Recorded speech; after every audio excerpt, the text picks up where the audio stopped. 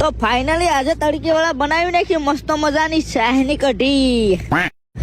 તો hello guys, મસ્ત મજાનું ગુડ મોર્નિંગ થઈ ગયું। ડાકુ મારે ને પુનાકા ધોતા હતા પૂછડું ને બીજા લોકો હીવતા હતા ઓઝો ને મને કામ આપી દીધું માતાજીની ધજા બદલાવા। એટલે હું આવ્યો કેબિન માંથી નવી ધજા લઈને વાવટા બદલાવા। ફાઇનલી માતાજીની ધજા બદલાવી નાખીને જૂની ધજાને પાણીમાં પધરાવીને હું આવ્યો નાસ્તો કરવા। તો આ લોકો તો મારે વાટ જોયા વગર નાસ્તો કરવા બેઠી ગયા।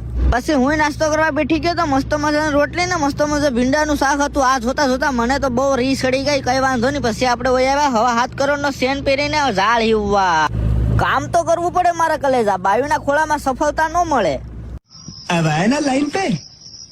અમે ઝાડ હીવીએ ને તમને વિચાર આવતો હોય કે એટલા મોટા કણમાંથી મેસલા કેમ આવે? તો એ તો કલેજા મને પણ ખબર નથી આમાં કેવી રીતના મેસલા આવે।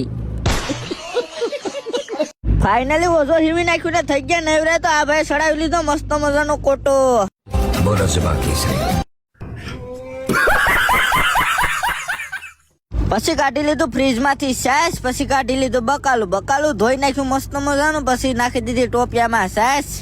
ટોપડીમાં સાસ નાખીને આવી ગયા બાજરાનો લોટ નાખવા। બાજરાનો લોટ નાખીને કાપી નાખ્યા મિરચા। પછી કાપી નાખ્યા ટમેટા। પછી કાપી નાખ્યા ધાણા। પછી 2 ચમચી હળદર, 1 ચમચી નમક ને આવું બધી નાખીને હવે મિલ દેવાનું છે 1.5 કલાક એને પકાવવા માટે ચૂલા ઉપર। ને આવા વિડીયો જોવો તો ફાઇનલી તમને 2 દિવસમાં હું પકાવતા શીખડાવી દઈ।